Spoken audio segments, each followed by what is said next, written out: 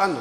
حضرت سیدنا ابو موسیٰ اشعری کہتے ہیں کہ میں نے نا صفائی کی، مال غنیمت کی میں نے صفائی کی، تو 1 دینار مجھے نا کہیں پڑا ہوا مل گیا، تو فرماتے ہمیں اجازت ہوتی تھی کہ 1 دینار ہم اپنی مرضی سے کہیں خرچ کر سکتے تھے۔ اگر آپ ناراض نہ ہوں تو ہمارے ہاں جب چیئرمین صاحب، ناظم صاحب ٹھیکے دیتے ہیں تو ٹھیکیدار ان کا چھوٹا بھائی ہوتا ہے، یا چچا کا بیٹا ہوتا ہے، یا خالہ کا بیٹا ہوتا ہے، وہ خود ناظم ہوتے ہیں اور ان کا چھوٹا بھائی ٹھیکیدار ہوتا ہے، یعنی وہ نا سارا کچھ گھر کے اندر ہی رہتا ہے، گھر کے اندر ایک پیسہ دیتا ہے، دوسرا واپس اس کو واپس کر دیتا ہے، گھر کے اندر ہی۔ اب تو خیر ہمارے لوگ سمجھدار ہو گئے، ایک بندہ ایک سیاسی جماعت میں ہوتا ہے، دوسرا دوسری میں، اور تیسرا جس کی بھی حکومت آئی، حکومت تو ہماری رہے گی نا، ایک بندہ تو ہے نا اس جماعت میں۔ یہ اچھا لوگوں نے ایک طریقہ نکالا ہے۔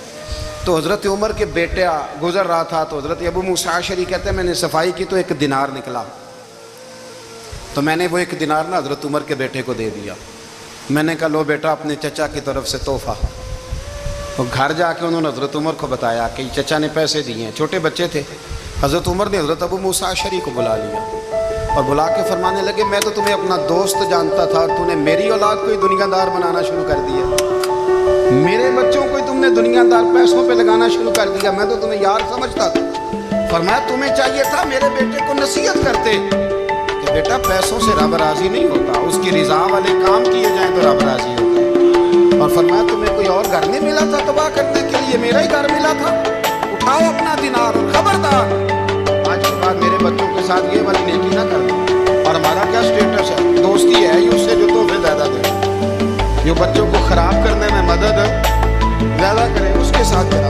حضرت عمر نے گھر پہ اور سب سے بڑھ کر اپنی ذات پہ توجہ کی۔ حضرت ابو مالک رضی اللہ تعالیٰ عنہ کہتے ہیں میں عمر کے پیچھے پیچھے ایک باغ میں گیا، اکثر اس باغ میں جایا کرتے تھے، اور عمر جا کے نا تو درخت کے نیچے بیٹھ گیا اور فرمانے لگے او امیر المومنین اللہ سے ڈر جا، ورنہ جس رب نے حکومت دی ہے وہ عذاب بھی بڑا دے، ڈر جا رب سے۔